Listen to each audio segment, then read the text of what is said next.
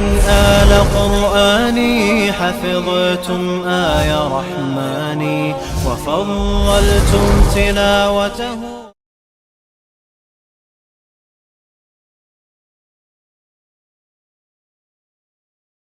Fear and hope. Imam Sa'di says, وَهُمُ الَّذِينَ بَنَوْا مَنَازِلَ سَيْرِهِمْ بَيْنَ الرَّجَاءِ وَالْخَوْفِ وَالدَّيَّانِ. Fear and hope. Those who build the station of their journey between being fearful and between being hopeful. Allah subhanahu wa ta'ala says in the Quran, 17:57, Surah 17, verse 57, وَيَرْجُونَ رَحْمَتُهُ وَيَخَافُونَ عَذَابُهُ. They hope for His mercy and they fear His punishment. Many verses like that. What do we mean by khawf, fear of God? What is fear?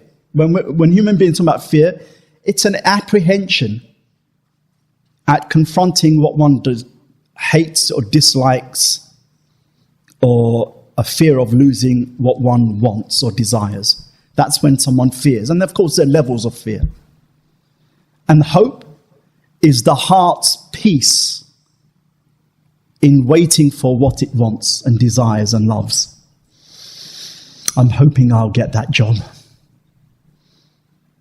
But at the same time, I fear that my colleague who has half my experience will get it instead. There's an apprehension. That's what we call fear. In losing something I want or confronting something that I don't like. Okay? I've done something wrong. My mum and dad are going to find out. There's an apprehension in being confronted with what one doesn't like, telling off from mum or dad, or both. With Allah subhanahu wa ta'ala, it's kind of sublimer in that sense and more serious. Okay, so fear and hope. And the Quran speaks about how the worship, the heart should have fear of Allah, but it should also be balanced with hope in Allah. Our spiritual masters say generally in our day-to-day life, for us ordinary Muslims, okay, we're just trying to get on with the basics, fear should slightly be higher than hope. And the reason why they say this is ideally it should be in balance. But they found throughout the last 1,000 years that ordinary people like myself, okay, when we kind of convince ourselves, oh, I have hope in Allah's forgiveness, we become a bit slack on sinning. We kind of slide into sins a little bit more easy.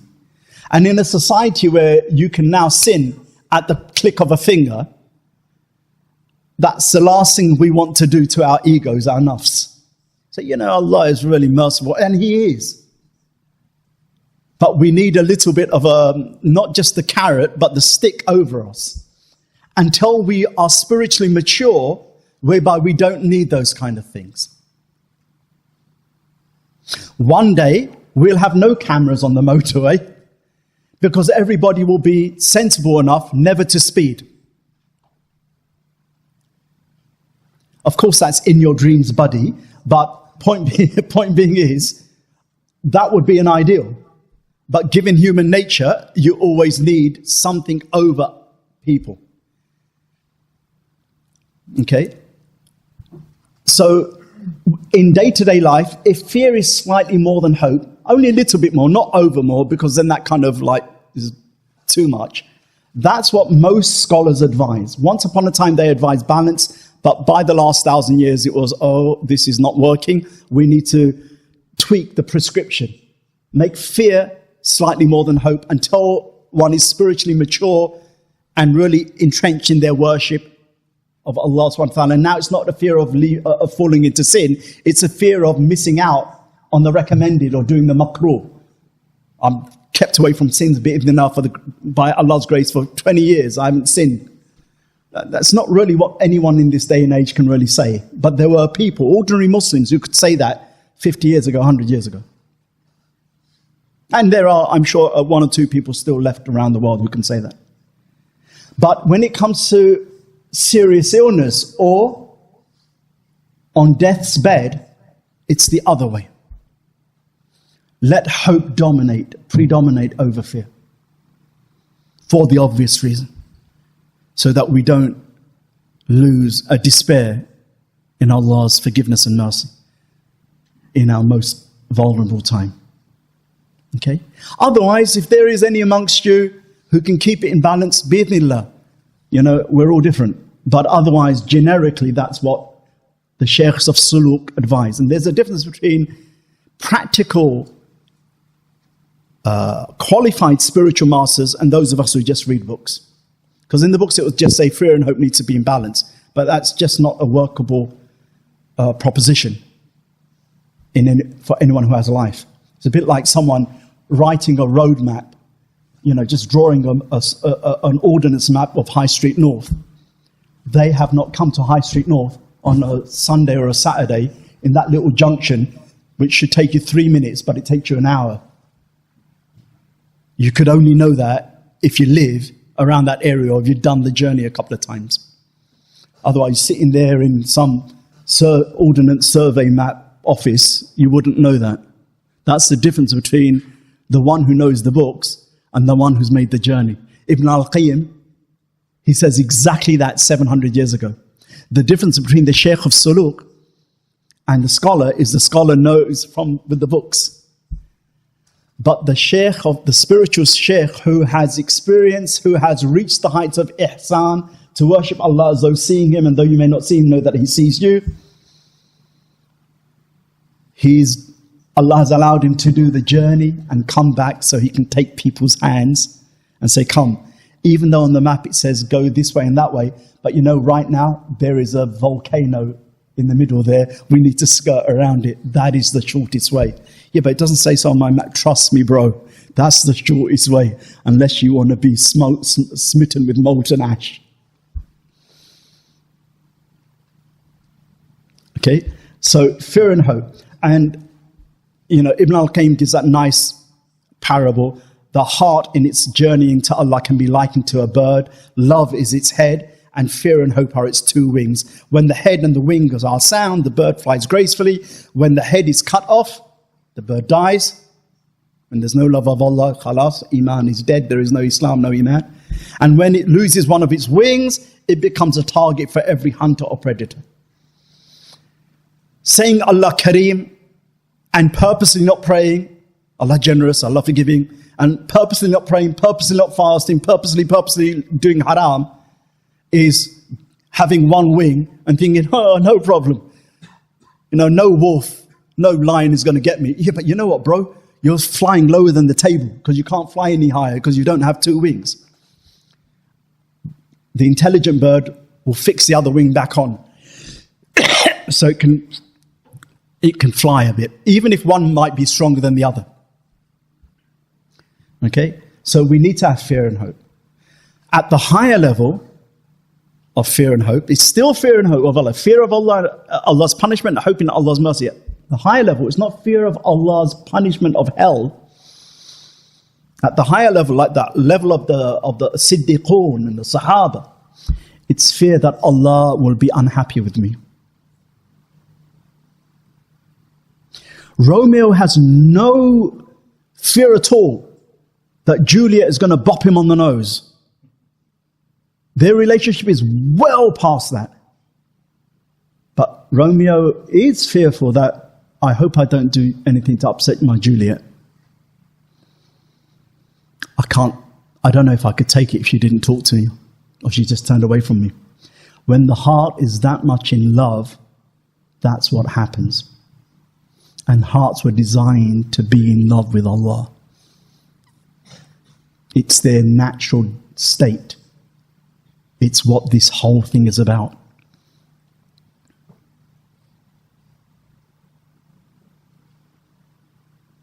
When Allah says, Inna Allah jamilun yuhibbul jameel, yuhibbul jamal, Allah is beautiful and loves beauty.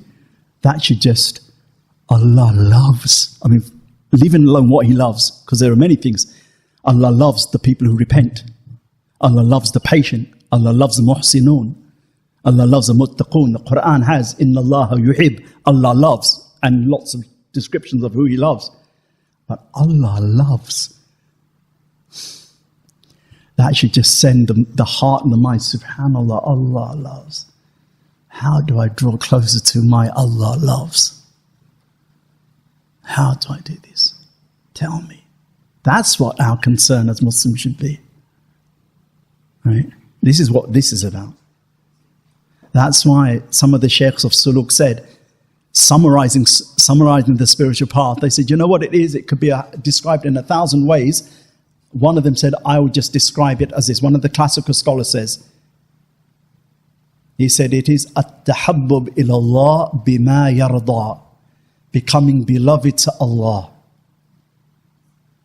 in a way that pleases Him, by doing that which pleases Him, becoming beloved to Allah by doing that which pleases Him. My concern, the seeker's concern needs to be, how can I draw closer to Allah's love? Not Allah's general kind of love as in mercy. You know, because when a mother has compassion, that's a kind of love. Allah has a compassion for everybody, Muslim, non-Muslim, ant, lion, antelope, whatever. But we're talking about Allah's specific hub, love, which is reserved for the believer. When we see the world in terms of love, and when we know that behind everything else it is love, my Islam begins to take on a whole different life. And we're not talking about sentimental love. Oh, you know what, I'm just going to light a few candles and go and hug a tree. No, how do I make my prayer lovable to Allah? How can I fast in a way that Allah loves it?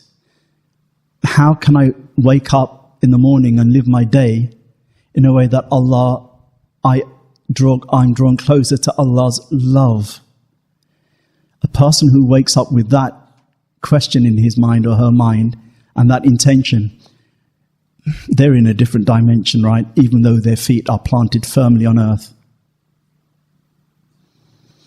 Do we not see that in the Sahaba and the Salaf and the great Imams, men and women of the past? Okay, so it is important to think about these things. How long do we have before the next break? Say 10 minutes. 10 minutes. So let's carry on. That's fear and hope. And I don't want to say too much about that, other than, ideally it's kept in balance, fear of Allah and hope. But in this day and age, as I said, we're probably wise to make fear of Allah, being a little bit extra cautious, just because we know how our nafs is. Give it an inch, it's a biblical, give it an inch, it takes a yard, give it a yard, it takes a mile. Once a man and twice a child. All right, that's how we are. If we give it a little slackness, we know we're going to go overboard. Oh, it's okay if a Muslim man doesn't wear a hat when he prays. Fine. First of all, it's no hat, but everything else is loose. Then it's no hat, and then it's the tightest of jeans. Then it's no hat, the tightest of jeans, and you come in with the tightest of t-shirts, and then you make ruku, and then your t-shirt comes up at, because you're back and the t-shirt is short, so it already comes up, and your aura is being exposed. Some people are going to do that anyway, and inshallah they will learn what is better, and that's fine. But other times they were already good. But you unwisely gave them an inch when you didn't have to. This wasn't because they were struggling to wear a hat. If you're struggling to wear a hat, then you say, inshallah, don't worry about it. But just take care of the rest of your dressing. The young girl says, Abi, Abba, or Ammi, Mum, whatever. I know you brought me up on the hijab, and I know hijab is an obligation. I don't believe it's not an obligation, it's an obligation. Right now I am struggling, and I don't know if you know, I kind of not really praying 5 times a day now, since I joined secondary school or whatever. After the shock and the horror and the few tears the mum or the dad might, whatever. Say, okay, And the mum and dad need to weigh up. It's like, I'm not going to relent. You're going to wear the hijab, come what may. It might work. The daughter might kind of, just out of the pressure, she might do it, and it might become in her heart properly to do it. But you and I kind of know from experience, just societal experience or even family experience, that it's likely that she might just leave the house, take off her hijab, go to school in a non-hijab, whatever, and then come back. And then there's already mistrust. She's not denying hijab. Maybe, so this is not fatwa, these are just options. Maybe it's not insist and hold your guns and she'll get with the program. Maybe it's, okay, well look, it's something that you have to do. It's part of the modesty that is an obligation upon a Muslim man and a Muslim woman, except in different ways. So it is more important you learn to be modest in your dress and in your conduct. No good wearing a hijab, or a niqab for that matter, and I'm flirting. My body signals, everything in my body signal and language is sending messages to boys. Kind of missed the point, right? This is not for a man to tell women, not for me and you to tell our daughters, not for me and you, the khatib, to go and tell sisters. Sisters can police themselves. Sheikhs, practicing sisters, know best how to advise struggling sisters who have struggles that you and I don't understand as men. It's just the fact. Just like they don't understand the emasculation of masculinity in this day and age. No woman would understand this unless she's done a PhD of how manhood is being taken away and how men just then struggle because once upon a time we were the ones who played football. Once upon a time we were the boxers and whatever. Now women can play football, well certainly England, women can play football better than us and and their sports careers are better than ours and this and that. Now we're not talking about the men who became women. We're talking about women, proper women, okay? Otherwise men becoming women, yeah, they're kind of like, every race, every wrestling match, of course. So it is important, okay? And these things do affect spirituality. So you might want to think that, yeah, as long as she knows and as long as modesty is the key concept, inshallah, she'll come back down to it, but in a better way. Or I might create a Jekyll and Hyde daughter. And we don't want that, just like Jekyll and Hyde brothers. Jazakallah khair, barakallahu feekum. Yes, my elder, sit down on the chair. And then outside the mosque, we're like monsters. F words here, this words there, gangster this and whatever. Behave yourself. Grow up. What kind of buffoon is that? Who are you trying to impress? People of my age, anyone of my age. We've seen things that you couldn't imagine. We've gone through struggles that you will never go through. Yours is a piece of cake. Yours is a piece of cake. The whole society for the 90s have been mollycoddling people like you. And people like me. Don't think you're gangster in anything, bro. Gangster is 5 times a day. Prayer. Despite the distractions. Gangster is saying no to drugs despite being offered. Gangster is lowering your gaze despite the temptations. Gangster is making our intentions for Allah despite everyone else doing dunya. That is hero. That is man. Anything else is monkey, is chump. Is chump. The quicker we learn that, the less this ummah will be humiliated. Because who isn't doing the jihad? Me and you. Who isn't bringing down the barakah of Allah subhanahu wa ta'ala? Us men, me and you. Who isn't protecting our women? Me and you. Because all we can do is give it the mouth, give it the large on social media. Big up in the gym. Big up in the gym.